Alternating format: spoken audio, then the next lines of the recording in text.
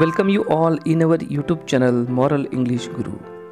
In this video we are going to learn brainstorming activity from the lesson 1.6 Into the Wild, written by Kiran Purandare. Friends, if you are new on this channel and haven't subscribed this channel yet, please subscribe the channel to get notifications of all upcoming videos.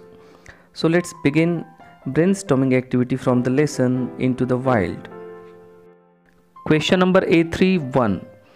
Choose appropriate phrases, expressions from the extract given in the brackets. Time and again, to one's heart's content, frantic speed, in a jiffy. आता ब्रॅकेटमध्ये काही expressions आहे, phrases आहे, जसं time and again म्हणजे वारंवार. To once hearts content म्हणजे एखाद्याचं मन समाधान होईपर्यंत.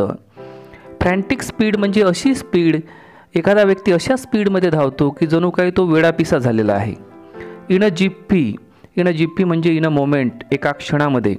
तर या शब्दांचा वापर करून आपल्याला आता पुढील सेंटेन्सेस पूर्ण करायची आहे. ए. I was on diet for some days but today I am going to eat to my heart's content. बऱ्याच दिवसांपासून मी डाएटवर होतो, परंतु आता मी मात्र माझ्या मनाचं समाधान होईपर्यंत खाणार आहे. बी. Every mother scolds her children time and again for the overuse of the mobile phone. प्रत्येक आई आपल्या मुलांना स्कोल्ड करते, कल्ला करते, त्यांना रागावते. कशासाठी? ओव्हरयूज ऑफ द फोन म्हणजे फोनचा जास्त वापर केल्यामुळे. टाईम अँड अगेन म्हणजे वारंवार. C. All their educational problems were sorted out in a jiffy. त्यांचे जे काही एज्युकेशनल प्रॉब्लेम्स होते ते एका क्षणामध्ये सॉर्टेड आउट करण्यात आले. Because of the funds given by and NGO. कारण त्यांना NGOकडून फंड मिळाला. D. Raj ran at a frantic speed to catch the train. राजला ट्रेन पकडायची होती म्हणून तो एवढ्या स्पीडमध्ये पडाला की त्याची स्पीड ही फ्रॅन्टिक स्पीड होती, म्हणजे जणू काही तो वेड्यासारखा पडाला. क्वेश्चन नंबर A4 मधलं पहिलं. Begin the following sentences with the words given in the brackets. कंसामध्ये जो शब्द दिलेला आहे त्याने सुरुवात करून वाक्य परत लिहा. A. I can guide visitors. व्हिजिटर्सपासून सुरुवात करायची आहे. Visitors can be guided by me. B. Animals are paying me back. I पासून सुरुवात होईल. I am being paid back by animals. C. The behavior of the first Black Panther is being documented. They पासून सुरुवात करूया. They are documenting the behavior of the first Black Panther. D. All the research on the animal has been done through camera traps. They पासून सुरुवात करू. They have done all the research on the animals through camera traps. E. Madhe Gowda is employed by the bison. The bison employs Madhe Gowda. F. The surroundings were reminding me. I पासून सुरुवात होईल. I was being reminded by the surrounding. ही सर्व उदाहरणे active व्हॉईसमधून passive voice किंवा एखादं उदाहरण पॅसिव्हमधून ॲक्टिव्हमध्ये केलेलं आहे. G. Raju was amazed at my solitary visits to Umbarzara. My solitary visits to Umbarzara amazed Raju. H. I found a bright red soil trail. A bright red soil trail was found by me. I. Older leopards like pardus carry away livestock from villages. Livestock from villages was carried away by older leopards like pardus. J. I have lost almost 80% of a season's yield of sugarcane. 80% of a season's yield of sugarcane has been lost by me. K. Tracking an animal also teaches you life lessons. Life lessons are also taught you by tracking an animal. L. Many things have been taught to me by the forest. The forest have taught me many things. M. Resentment among locals towards the animals is created by this. This creates resentment among locals towards the animals. पुढचा प्रश्न, rewrite the sentences by using not only but also. Not only but ऑल्सोचा वापर करून आता आपण काही sentences पाहू. पहिलं, the petrified langur speeded to the trees near and far and secured their places on the tree tops. याच्यामध्ये not only but ऑल्सोचा वापर होईल. The petrified langurs not only speeded to the trees near and far but also secured their places on the tree tops. घाबरलेले langurs हे वेगाने केवळ झाडांच्या दिशेनेच गेले नाही, तर ते झाडाच्या शेंड्यावर जाऊन त्यांनी आपापल्या पोझिशन सिक्युअर्ड केल्या, त्यांनी आपली जागा सुरक्षित केली. B, Umbarzara is the haven for tigers, leopards and sloth bears. Umbarzara is the haven for not only tigers, leopards but also sloth bears. Umbarzara हे फक्त वाघांसाठी आणि लेपर्ड्ससाठीच एक हेवन नाही, त्यांचं आश्रयस्थान नाही, तर स्लॉथ बियर्ससाठी सुद्धा आहे. See, I cross the cement pillar and stones stacked by the Forest Development Corporation. I cross not only the cement pillar but also stones stacked by the Forest Development Corporation. Forest डिपार्टमेंटने आपल्या marking म्हणून ठेवलेले pillars मी केवळ cross केले नाही, तर त्यासोबतच स्टोनचे जे स्टॅक्स होते ते सुद्धा मी क्रॉस केले. क्वेश्चन नंबर A5 मधलं पहिलं, Your college has decided to celebrate the World Environment Day. Mr. Kiran Purandare has been invited as the chief guest for the event. Imagine you are the secretary of the nature club of your college and you have to conduct an interview of Mr. Kiran Purandare. Frame 8 to 10 questions for the same. तुमच्या कॉलेजमध्ये पर्यावरण दिनानिमित्त एक कार्यक्रम ठेवलेला आहे आणि त्या कार्यक्रमामध्ये मिस्टर किरण पुरंदरे हे मुख्य अतिथी म्हणून येणार आहे. आता तुम्ही त्या कॉलेजमधले सेक्रेटरी आहात नेचर क्लबचे असं गृहीत धरा आणि आता तुम्हाला मिस्टर किरण पुरंदरे यांचा इंटरव्ह्यू घ्यायचा आहे. तर तुम्हाला आता 8 ते 10 सेंटेन्सेस किंवा 8 ते 10 क्वेश्चन्स तुम्हाला तयार करायचे आहे. पहिला, what attracted you towards the wild life studies. तुम्हाला वन्य प्राणी जीवांच्या अभ्यासांकडे कशामुळे अट्रॅक्ट केलं गेलं, तुम्ही कोणत्या कारणांमुळे त्याकडे अट्रॅक्ट झालात. दुसरं, what was your experience at Jordan hill college of education in Scotland. ज्या ठिकाणी तुमचं एज्युकेशन झालं स्कॉटलंडमध्ये, त्या जॉर्डन हिल कॉलेजमध्ये तुमचे अनुभव कसे होते. तिसरं, how did you feel when you on साहित्य पुरस्कार. तुम्हाला साहित्य पुरस्कार मिळाला त्यानंतर तुम्हाला कसं वाटलं. चौथा प्रश्न, how did you spend 400 days inside the Nagzira and nearby forest. तुम्ही नागझिरा आणि त्या अवतीभोवतीच्या फॉरेस्टमध्ये जवळजवळ 400 दिवस राहिलात, तर तुमचे ते दिवस कसे होते, तुमचे ते एक्सपिरियन्स कसे होते, तुम्ही ते दिवस कसे घालवले याबद्दल माहिती सांगा. पाचवा, what is your responsibility as a wildlife expert. आज तुम्ही वाईल्ड लाईफ एक्सपर्ट आहात, तर त्या दृष्टिकोनातून तुमची काय जबाबदारी आहे. सहावा प्रश्न, what according to you is very important for nature conservation. निसर्गाचं कन्झर्वेशन करायचं आहे, रक्षण करायचं आहे, त्याचं जतन करायचं आहे, तर तुमच्या मतानुसार त्यासाठी सर्वात महत्त्वाची गोष्ट काय करावी लागेल किंवा काय असं महत्त्वाचं आहे. सातवा प्रश्न, tell us something about Pitezari. आम्हाला आता पिटेझरीबद्दल काहीतरी सांगा. आठवा प्रश्न, what is Kikaj bird club and how does it work. आपण किकाज बर्ड क्लब स्थापन केलेला आहे, तो काय आहे आणि तो कसा काम करतो, त्याचे काय उद्दिष्ट आहे. नववा प्रश्न, what is your recent research.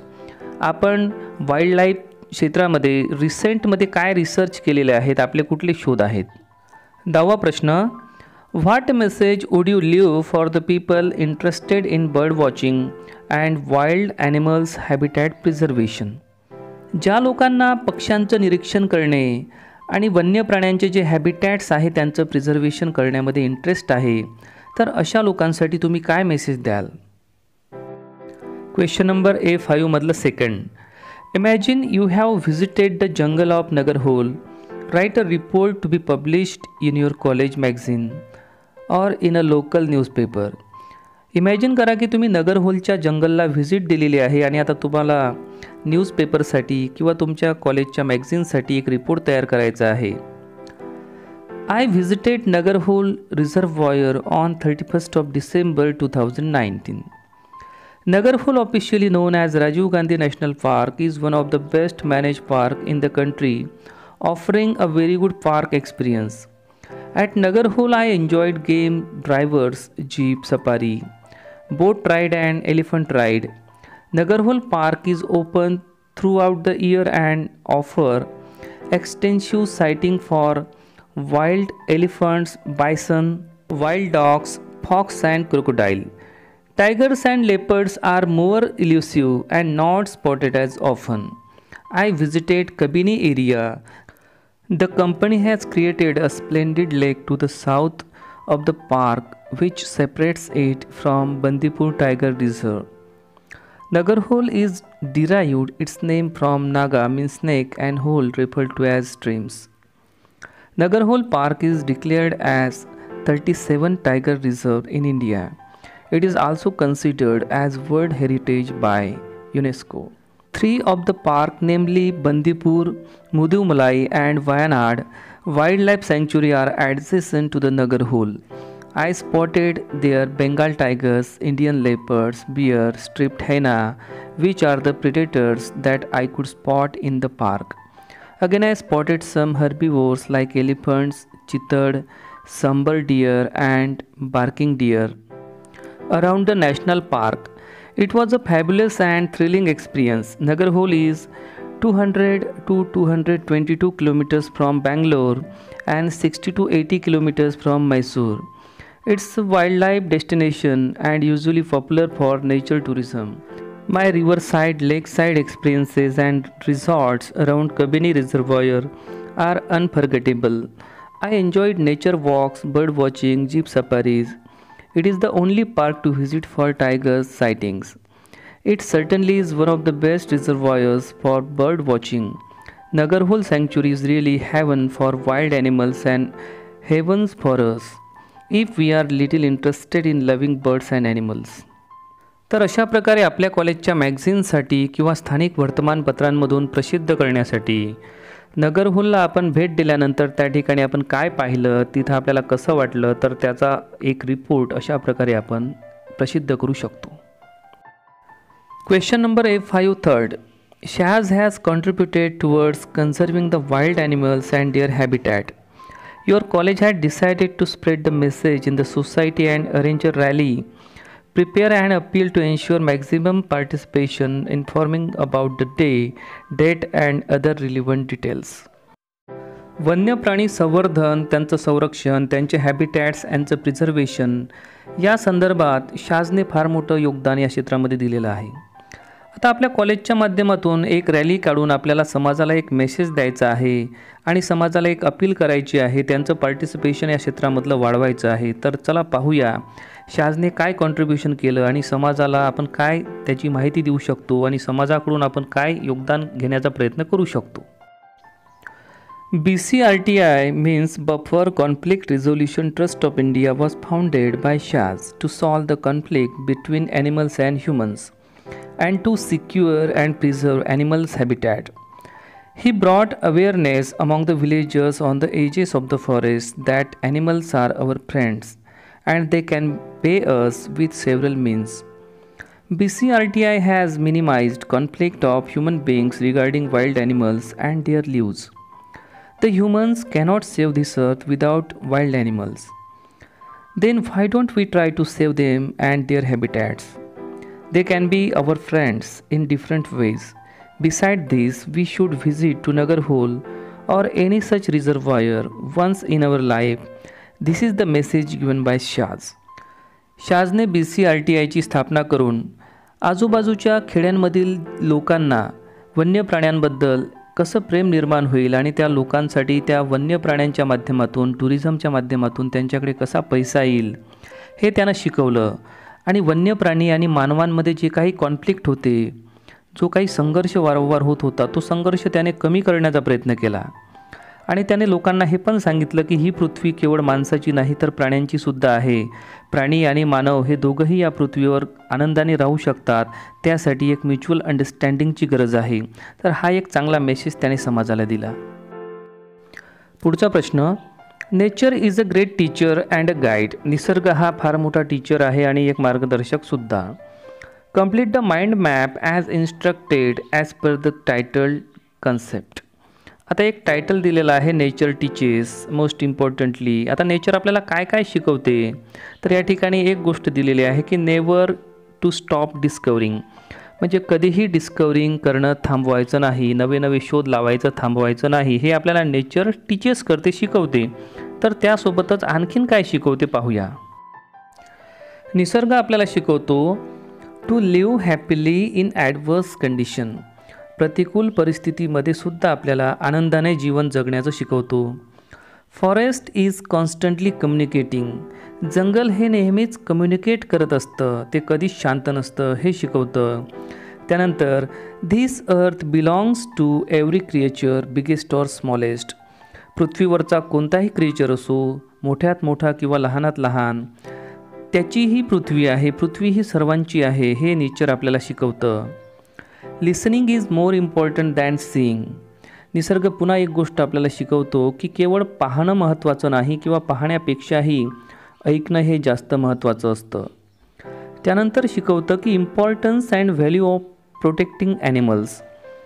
ॲनिमलला protect करणं, त्यांना प्रिझर्व करणं आणि या प्राण्यांचं महत्त्व हे निसर्गाकडून आपल्याला शिकायला मिळतं. पुढचा प्रश्न A6 मधलं पहिलं, surf the net and obtain more information about the conservation work done by शाज. Prepare posters to inspire others and display them on your college notice board. प्राण्यांचं, पक्ष्यांचं आणि एकंदरच निसर्गाचं कन्झर्वेशन, संवर्धन करण्यासाठी शाजने फार मोठे प्रयत्न केलेले आहे. तर आता आपण नेटवर त्याचे जे कार्य आहे ते आपण सर्च करू आणि त्यानं जे काही केलेलं आहे त्याच्या कार्याचे पोस्टर्स बनवून आपल्या कॉलेजमध्ये आपण नोटीस बोर्डवर लावूया.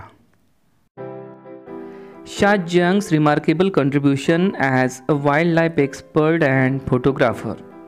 पहिलं, first wildlife photographer captured black panther so intimately. Founder of BCRTI, Buffer Conflict Resolution Trust of India. Gave wildlife education to villagers to be friendly with animals. Started discovering in different areas of the wildlife. Enabled people to live happily in adverse condition. Created employment as guide for villagers. तर या पद्धतीने सुद्धा आपण charts बनवून आपल्या notice बोर्डवर लावू शकतो.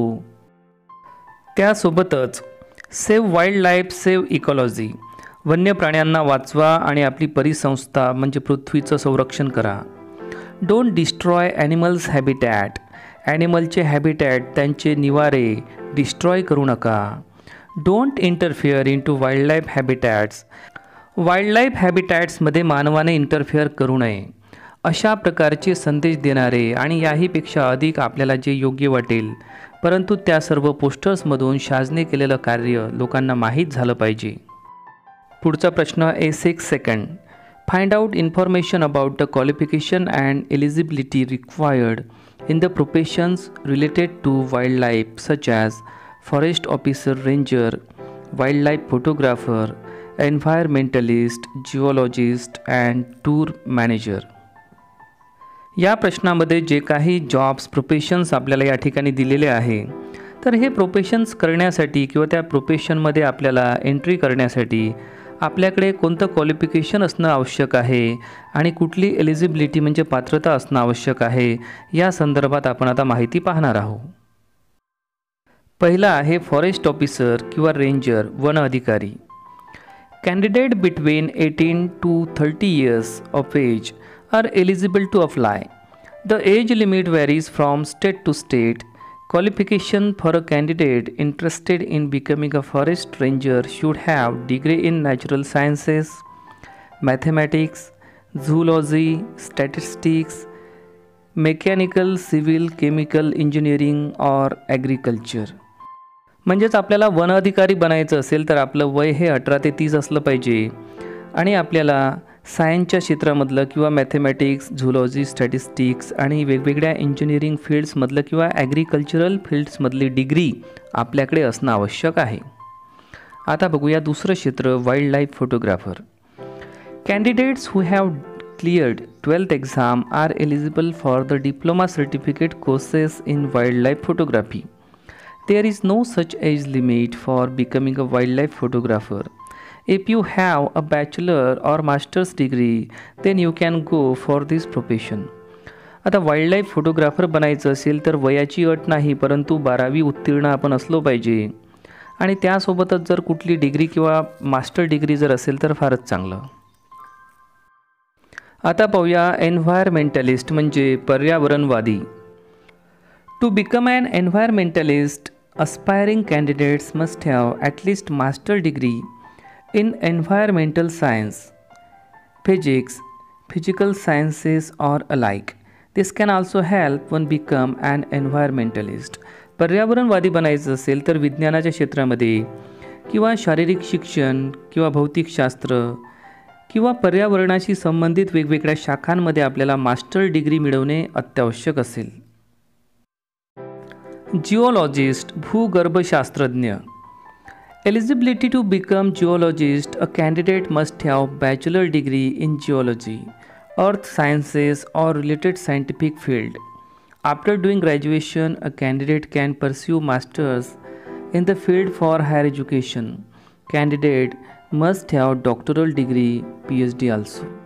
जर तुम्हाला जिओलॉजिस्ट बनायचं आहे, भूगर्भशास्त्रज्ञ बनायचं आहे, तर तुम्हाला भूगर्भाशी संबंधित जे शास्त्र असतं जसं जिओलॉजी, अर्थ सायन्सेस, तर या जिओलॉजी, अर्थ सायन्सेसमध्ये मिनिमम तुमचं म्हणजे बॅचलर डिग्री तरी कंप्लीट असणं आवश्यक आहे.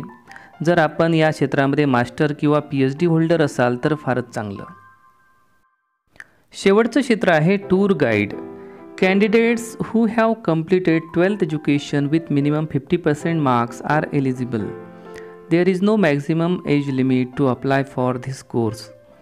Tourism offices of Government of India are located in Mumbai, Delhi, Chennai and Kolkata. Conduct a tour guide training program.